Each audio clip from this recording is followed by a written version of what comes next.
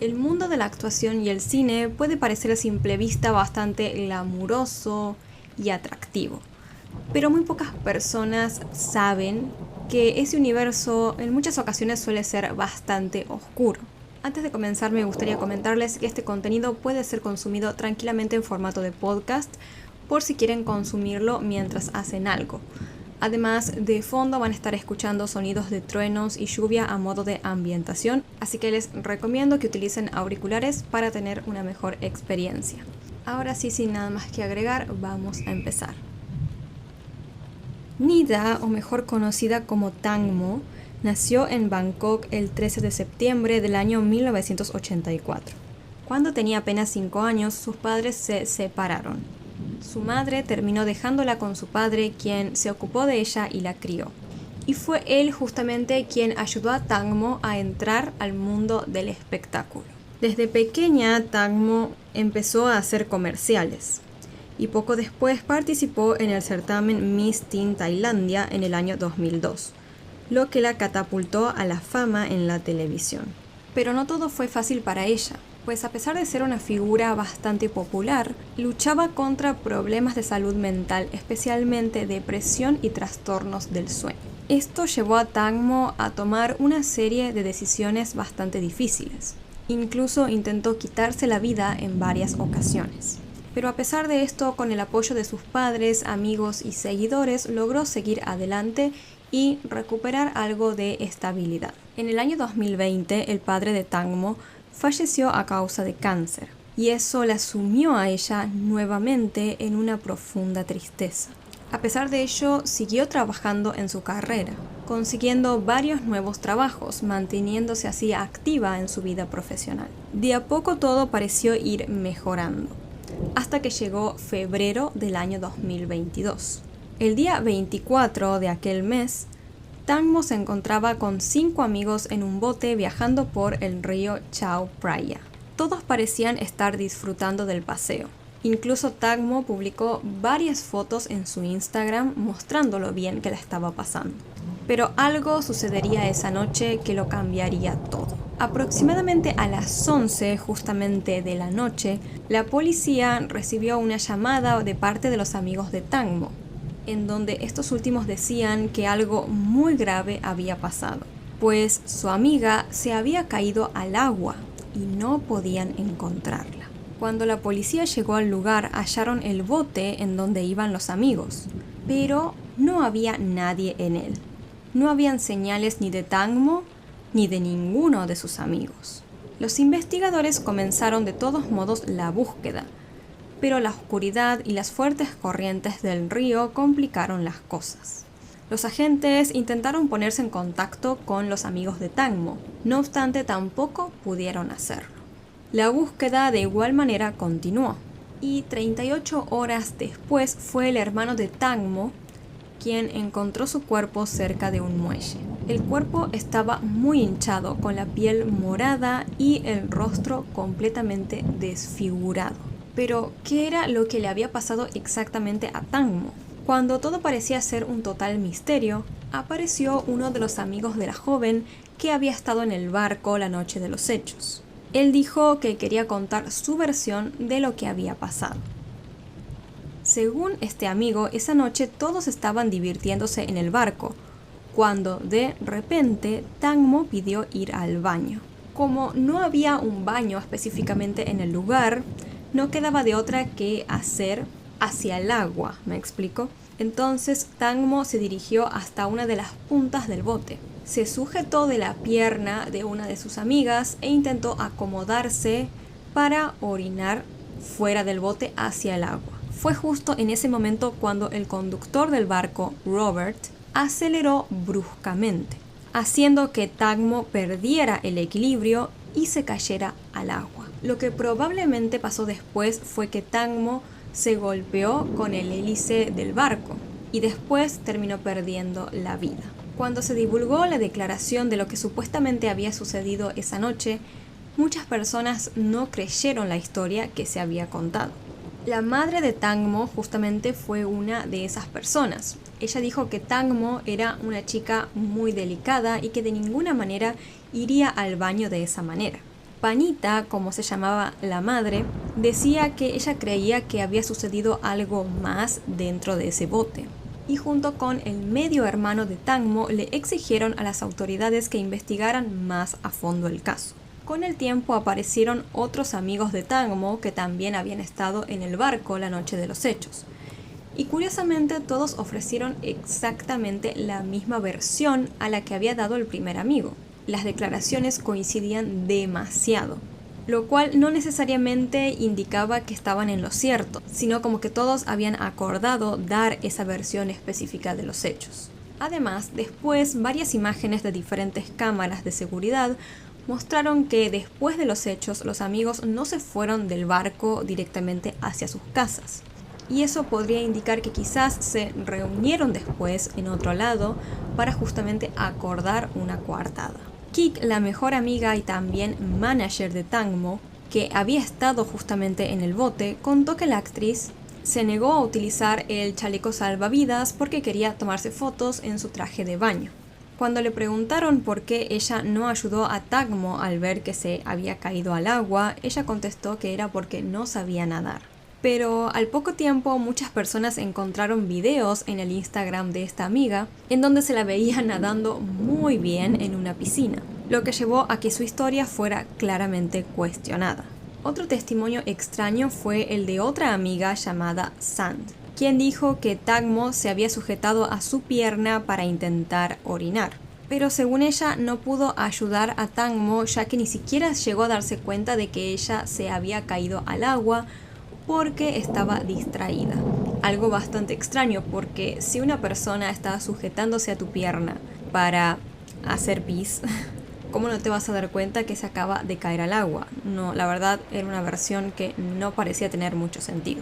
Por otro lado, durante una sesión en vivo en Instagram, San sonrió y rió mientras contaba lo sucedido con Tangmo, lo cual a los seguidores les pareció extraño y sospechoso, pues estaba contando cómo había muerto una de sus mejores amigas. La policía después también interrogó a otros dos amigos, Pur y Robert. Este último era el dueño y también el conductor del bote. Y fue justamente ahí cuando la investigación de la muerte de Tangmo se complicó aún más, pues se develó que tanto la licencia de conducir de Robert como el registro del bote estaban totalmente vencidos. Según el testimonio de un pescador que estaba en el río esa noche, el bote en el que estaba Tangmo iba a gran velocidad y tomando curvas peligrosas. La División de Supresión de Crímenes Tecnológicos más tarde concluyó que Robert estaba conduciendo el bote de manera muy imprudente. Panita, la madre de Tangmo, ante estos nuevos hallazgos, comenzó a sospechar aún más de que la muerte de su hija no había sido para nada un accidente. Según ella, Tangmo posiblemente fue vendida a una persona y que ese viaje con los amigos no había sido planeado por ellos por el simple hecho de divertirse, sino más que nada para tenderle una trampa a Tangmo. Panita también mencionó haber recibido un chat anónimo que indicaba que su hija había estado siendo abusada física y mentalmente mientras había estado en el bote. El día 27 de febrero, un anónimo dejó un libro garabateado y un álbum de Metallica frente a la puerta de Panita. Ella interpretó esto como una amenaza. Sin embargo, algunos pensaron que podría ser un código críptico que podría especificar cómo había muerto Tangmo. Y así, mientras Panita intentaba investigar y luchaba por hacer justicia, curiosamente en marzo surgieron acusaciones en su contra, ya que se rumoreaba que habían recibido 30 millones de bahts, que serían aproximadamente unos $18,000 de parte de Pur y de Robert, dos de los amigos de Tangmo. En una entrevista, Panita reconoció que ella efectivamente había recibido ese dinero y que para ella eso representaba todo lo que Tangmo habría ganado si habría vivido 30 años más. Los fans luego comenzaron a notar que se eliminaban ciertas publicaciones del Instagram de la actriz, especialmente algunas en las que nadaba o estaba con su mascota. Muchos creyeron que quizás era su madre quien estaba eliminando esas publicaciones. Pero, curiosamente, tiempo después se descubrió que el celular de Tangmo estaba en manos de Kik, aquella amiga que había declarado que no había ayudado a Tangmo porque no sabía nadar supuestamente. En base a esto se empezaron a especular teorías sobre que Kik podría haber tenido un motivo específico para deshacerse de su amiga relacionado con el dinero. Se supo que ella y su pequeña hija vivían junto con Tangmo en la misma casa, y que incluso esta última había adoptado a la hija de Kik. Al parecer, Kik días anteriores a los hechos había tenido una discusión muy fuerte con Tangmo, porque ella quería despedirla de su trabajo como manager, porque recordemos que Kik no era solamente la amiga, sino que también era la manager de Tangmo.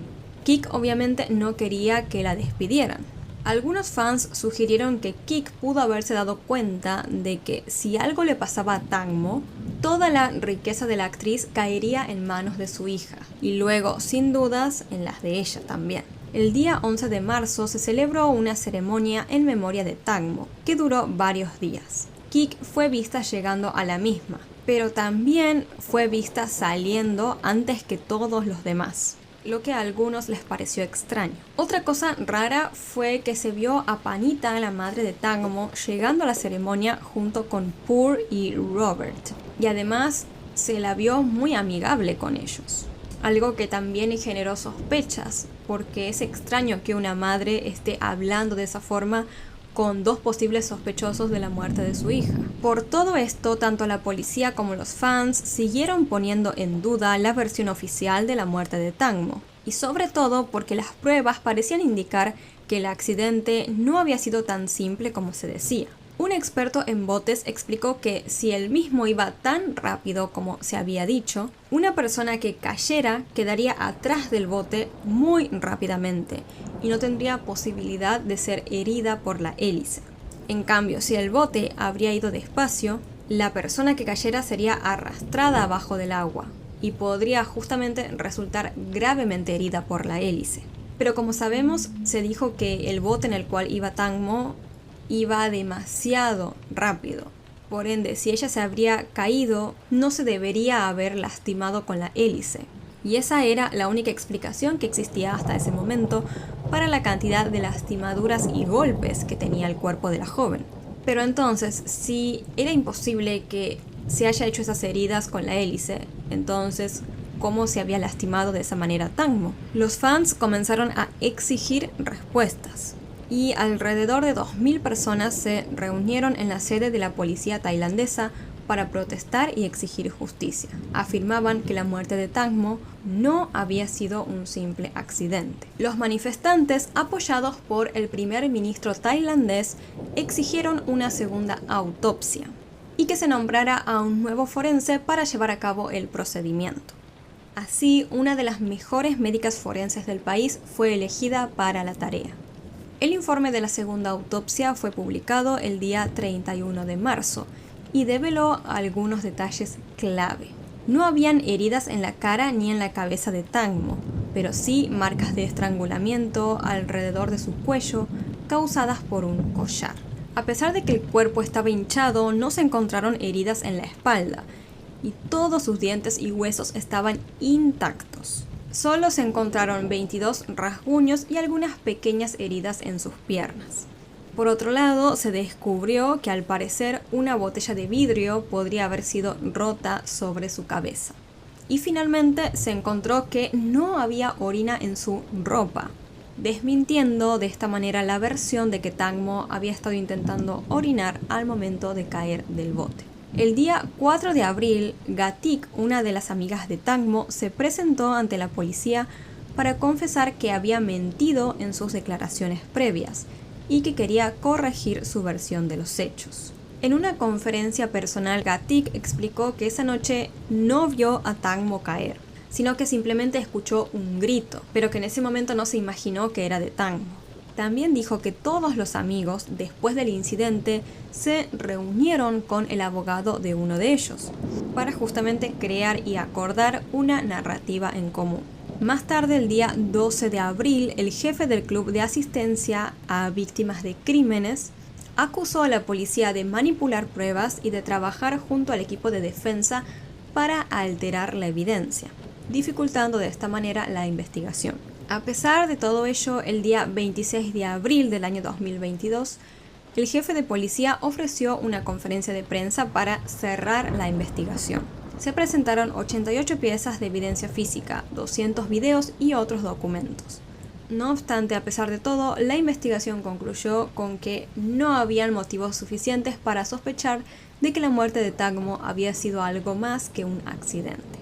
A pesar de ello, Poor, Robert y Sand fueron acusados, pero no por el presunto crimen de Tagmo, sino más bien por hacer declaraciones falsas, por conducción imprudente del bote y también por arrojar basura al río.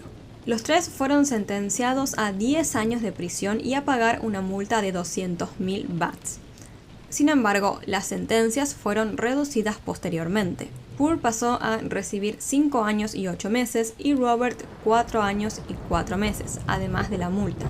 Después, estos dos se terminaron declarando culpables, lo que les permitió obtener una reducción del 50% de su pena. La condena final para ambos fue de casi 3 años de prisión, con una multa conjunta de 118.000 bahts. Después de estas simples condenas, la gente claramente siguió descontenta, ya que seguían sin creer que Tagmo había muerto accidentalmente. Y por si esto no fuera poco, el día 3 de agosto del 2022, el tribunal le concedió la libertad bajo fianza a Sand y a otros amigos de Tagmo que hasta ese momento se encontraban en prisión preventiva. Lo más extraño de todo esto fue la reacción de la madre de Tagmo, pues ella pareció tomarse con bastante calma estas sentencias y estas decisiones, lo que hizo que la gente siguiera sospechando de ella. La muerte de Tagmo al día de hoy sigue siendo un misterio y muchas preguntas siguen sin respuesta. ¿Fue un crimen perfecto cubierto o un simple accidente? Nadie lo sabe con certeza.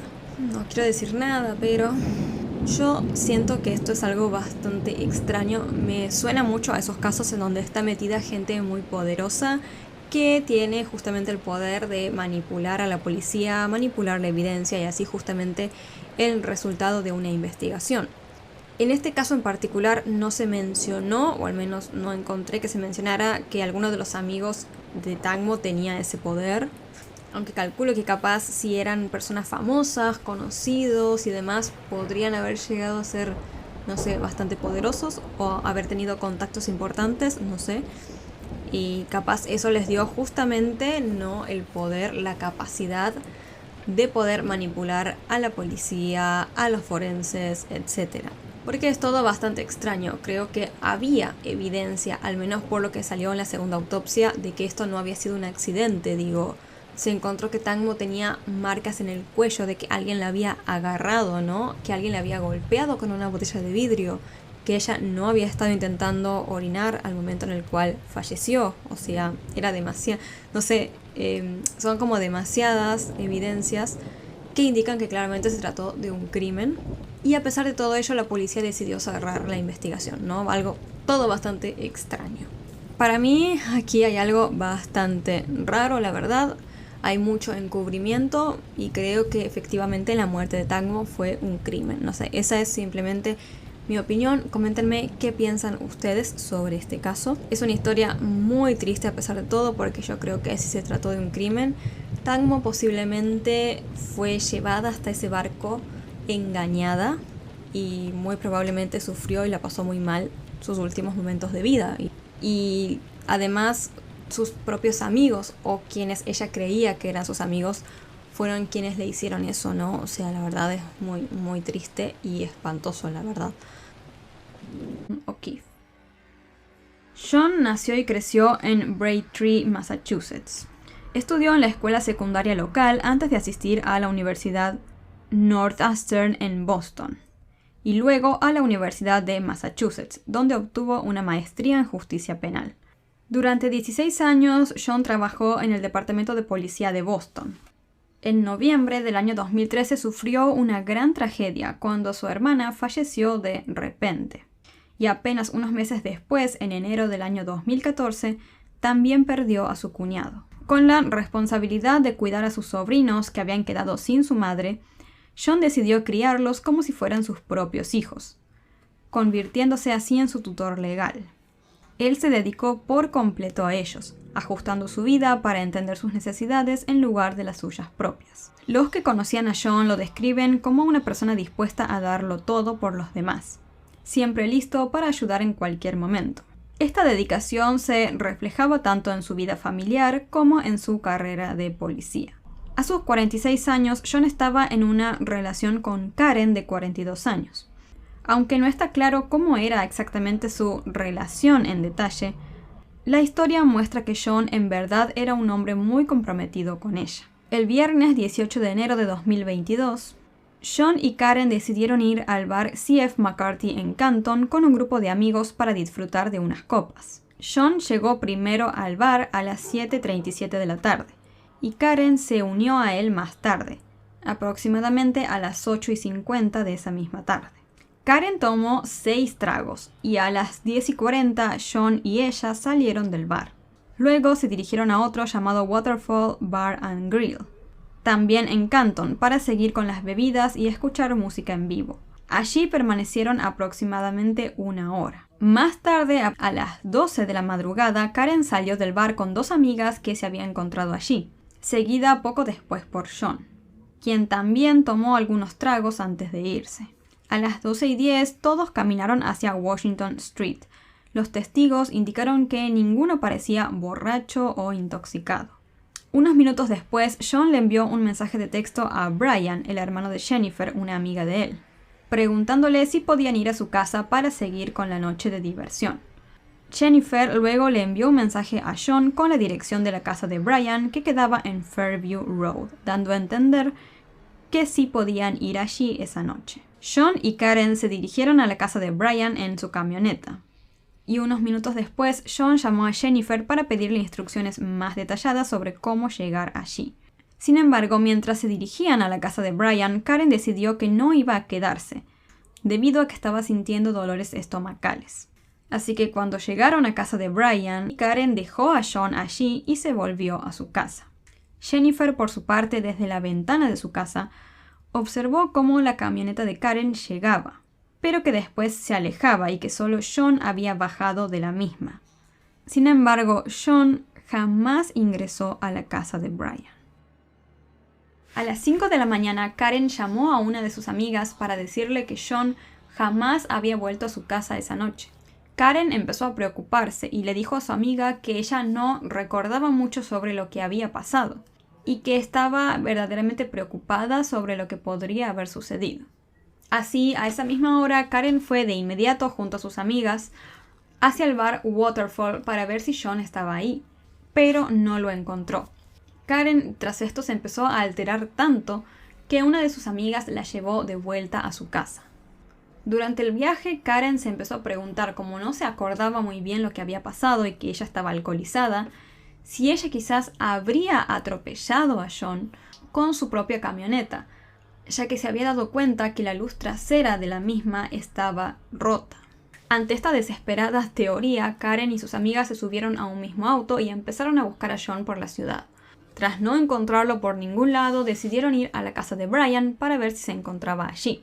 Durante el trayecto, una de las amigas notó que estaba nevando mucho y que la visibilidad era escasa. Sin embargo, en cuanto llegaron a la casa de Brian, Karen pudo distinguir sin problemas, a pesar de la nieve, que Sean se encontraba tendido en medio de toda esta nieve en el patio trasero de la casa. En ese momento Karen empezó a gritar como diciendo que ahí estaba Sean, así que las amigas pararon el auto y salieron de inmediato para intentar ayudar a Sean. Karen en ese momento salió del auto y corrió hacia su pareja. Inmediatamente se dio cuenta de que Sean estaba inconsciente. Ella intentó hacerle algunas maniobras de RCP, pero no daban resultado. Por lo tanto, a las 6 de la mañana llamaron al 911 para informar que un hombre había sido encontrado inconsciente en medio de la nieve. Cuando la policía llegó al lugar, hallaron a las 3 mujeres, es decir, a Karen y a sus 2 amigas, alrededor de Sean. Karen tenía para ese momento la cara y las manos cubiertas de sangre por los múltiples intentos que había hecho por reanimar a su novio.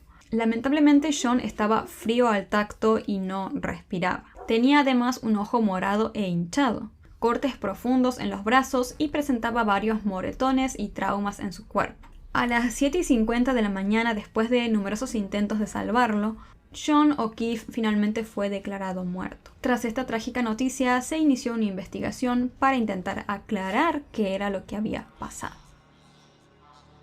Karen fue sometida a un examen de toxicología y de sangre. Los resultados mostraron que ella tenía un nivel de alcohol en sangre de aproximadamente 0,07 a 0,08%. Lo que indicaba que en la madrugada, cuando sucedieron los hechos, ella había estado conduciendo su camioneta bajo toda esta influencia del alcohol. En contraste, el nivel de alcohol en sangre de John se estimó entre el 0,13 y el 0,29%, muy por encima del límite legal para conducir, lo que sugeriría que quizás por eso fue Karen quien terminó conduciendo aquella noche, ya que por más de que ella estaba ebria, estaba un poco menos intoxicada que John. Los investigadores luego fueron a la casa de Karen y allí notaron que la luz trasera de su camioneta estaba efectivamente rota. Por ello, el departamento de policía de Canton confiscó esta camioneta y después se dirigieron al lugar en donde se encontró el cuerpo de John para investigar. Allí excavaron en la nieve y hallaron 2 piezas de luz trasera de una camioneta, una roja y otra transparente, que eran compatibles con el tipo de luces de la camioneta de Karen. La policía también examinó la camioneta de la mujer y confirmó que la cámara retrovisora de la misma funcionaba correctamente la noche de los hechos. Entonces, por un lado tenemos el hecho de que Karen esa misma noche ya sospechaba de que quizás ella misma había atropellado a su novio, y además se había encontrado evidencia de que esa luz rota de su camioneta estaba en el mismo lugar en donde fue encontrado el cuerpo de John. ¿Y en qué momento pudo suceder este atropello? Bueno, acordémonos que Karen dejó a su novio en la puerta de la casa de Brian, y después de esto ella se fue a su casa porque le dolía el estómago. Entonces se pensó que fue en ese momento, cuando John bajó de la camioneta para quedarse en casa de Brian y Karen se fue, que ella terminó atropellando a su novio.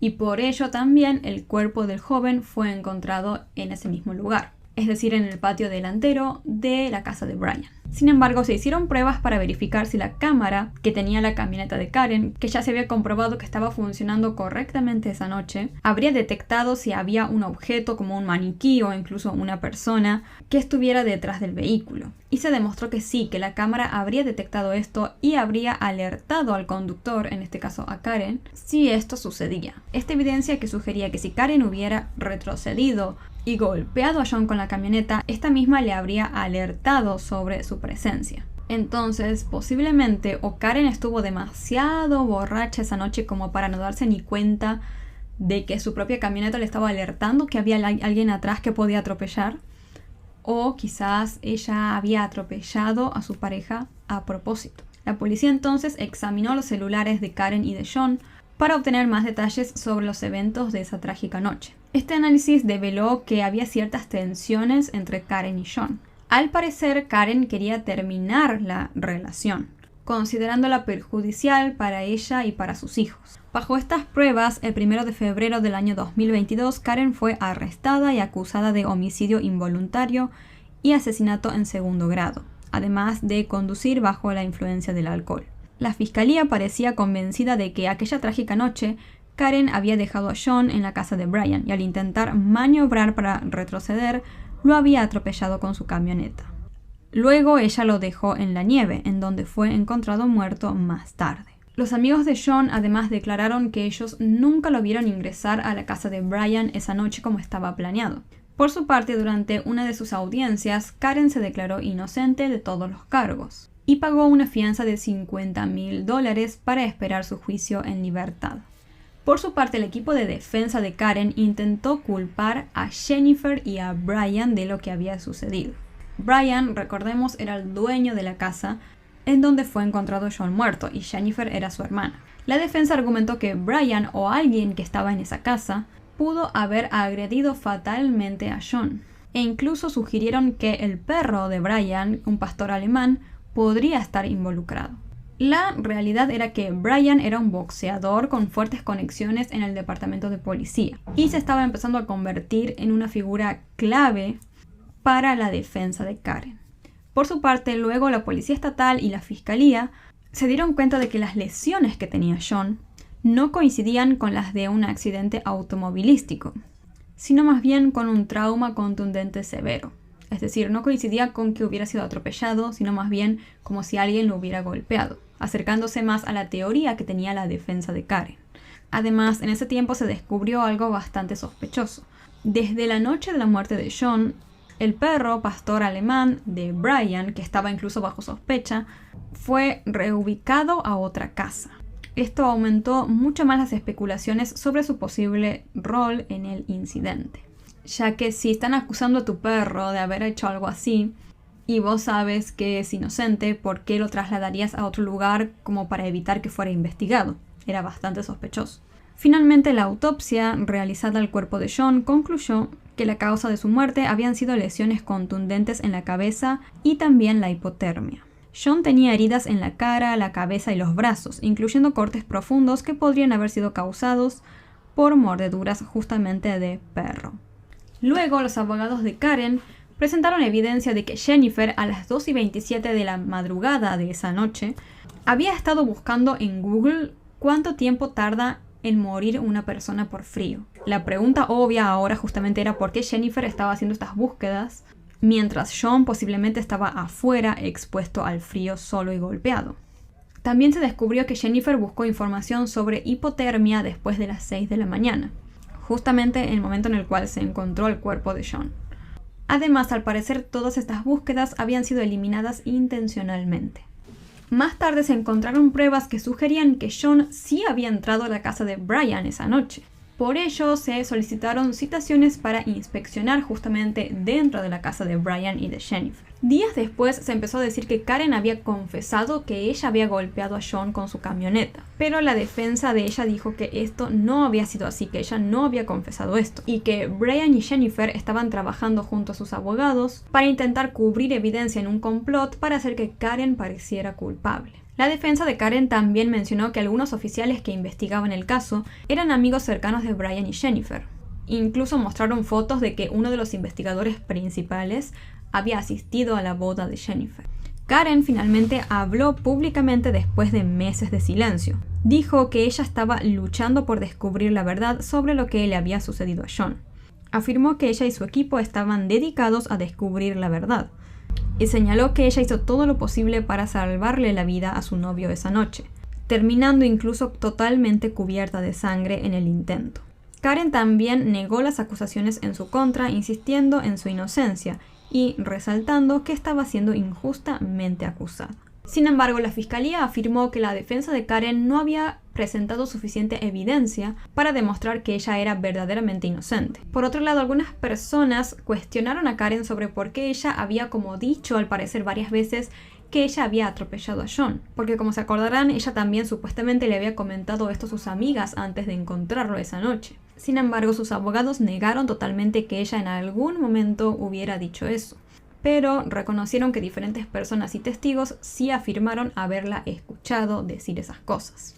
No sé qué opinan ustedes hasta ahora sobre esto. Yo creo que quizás Karen pudo haberse asustado demasiado al darse cuenta que John no estaba, y como ella era consciente que esa noche estuvo manejando bajo los efectos del alcohol, quizás, no sé, medio que flasheó un poco que podría haber llegado a existir esa posibilidad, que ella misma hubiera atropellado a John, entre esa desesperación que ella tenía por no encontrarlo.